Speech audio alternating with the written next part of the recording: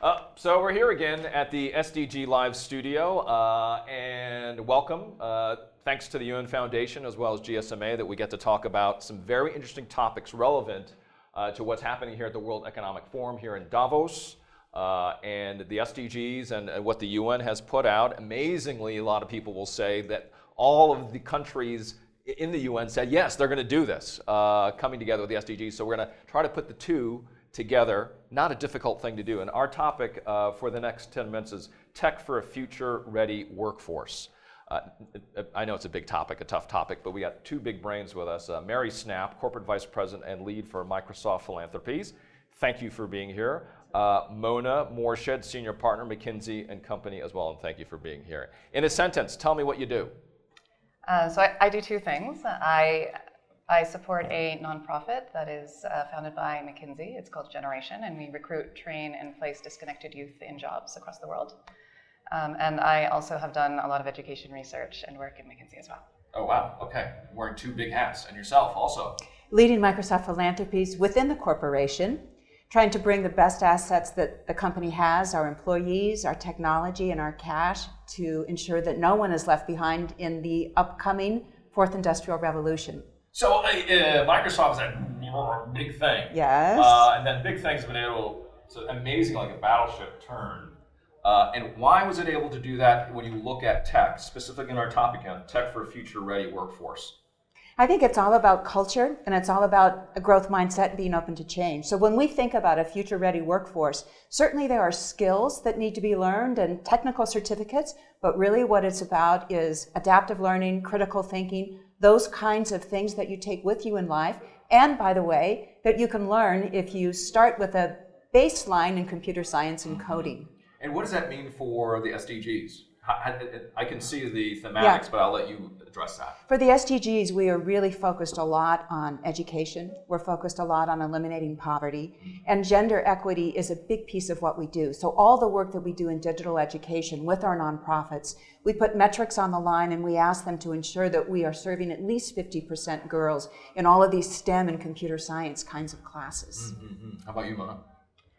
So our focus is how do you take a disconnected youth who may have only completed secondary school or have an equivalency and support that young person to be able to get on a path that is going to be supported by the future of work. Any geographies that you would drill down a little bit on that? Yeah, so we work across US, India, Kenya, Mexico, and Spain. And it's for everything from IT help desk to robotics process automation. To also within healthcare, how can you use data in a way that is much more productive for the role and grow with that? Is it ever just, here's a digital device? It can't ever be, here's a digital device. No. It has to be complemented by... We're past that. We are way past just the devices. I'm definitely showing my age here. But there are technical skills of how to use the device, but there's also much more mindsets, to Mary's point, as well as behavioral skills of how do you take decisions in a way that is most impactful for whatever is the immediate situation you're in. So both of you working for companies based ostensibly in the United States, you're about to hit a new phase with a new tax plan coming down from the government that now says, okay, you now have a better environment to operate in. You must now trickle that down or flow that down to those who may need it, whether it be your workforce or to the communities that you exist in. Yeah. How have you sort of talked about it? I know we're only months into this. Yes, I'll start. I know it's a, Just interrupt. I'll just start. Yeah. No.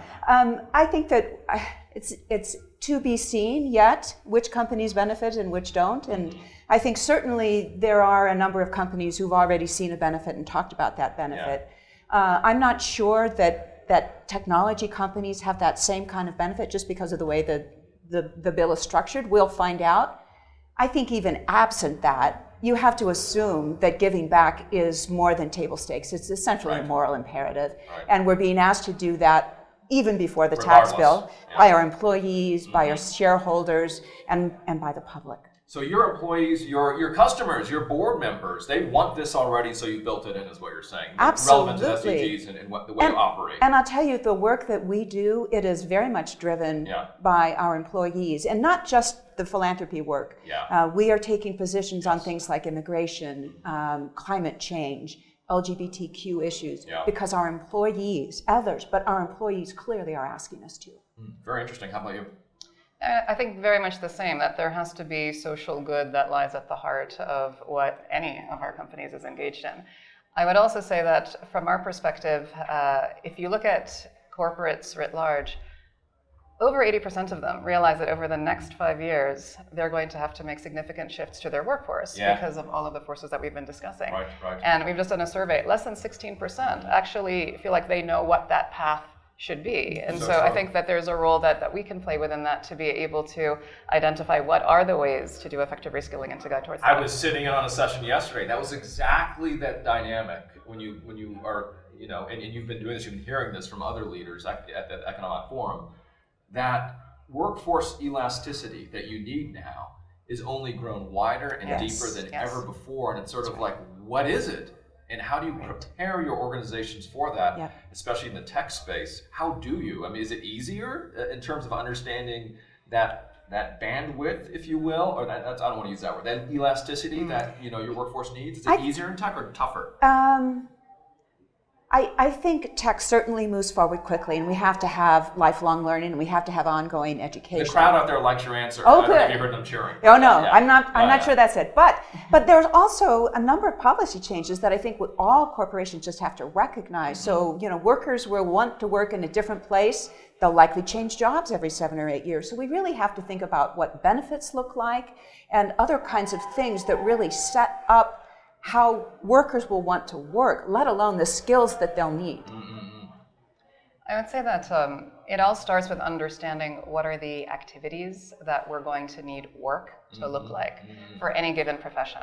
And once you understand that, then you can work backwards into what are the skills. But right now, I think part of the challenge is that we have very broad conversations about we need these skills, we need these skills. But at the end of the day, a human being has to incorporate all of those skills and be able to do something, perform an activity and work in a different way. So we have to have clarity around what those activities are before we even get to the conversation. Activity sets. I'm absolutely focused on that too as an ex-business person. That's where businesses are able to articulate their competitive advantage, right, as activities. 10 minutes goes by in a second. I'm used to that, and I'm sure the two of you are now as well. I want you to react to some of these statements, and just one word. One word. One word, okay, just react, don't think. The big bet. Digital transformation. That's more than one word, but I'll take it. Okay. Reskilling. Reskilling. Women. Ambition. Equity. Poverty. Equity. Justice. Tech. Leadership. Unknown. Little tech. Leadership. Unknown. Big tech. You're now stretching the amount of tech that I can. This one's you. Big tech. Leadership. Leadership. Yeah. World Economic Forum and SDG Live. Important for all companies to come together and collaborate to really drive towards the 2030 goals. Oh, you're just really pushing the dashes there, but I like your answer. Oh Go my ahead, gosh, we're still on the one one dialogue. All right, thank you all for joining us. It's been a fantastic conversation. I really appreciate both Mary and Mona being here. Big brains in the topic here in tech and workforce and understanding where it might go. I'll be watching and following you, as well as all of you should, if you want to get some more ideas on this very idea of where workforce is going relevant to tech. Thanks for being here with #SDG Live. We'll have more, of course, right here in the SDG Live studio. Thanks for spending a couple moments with us.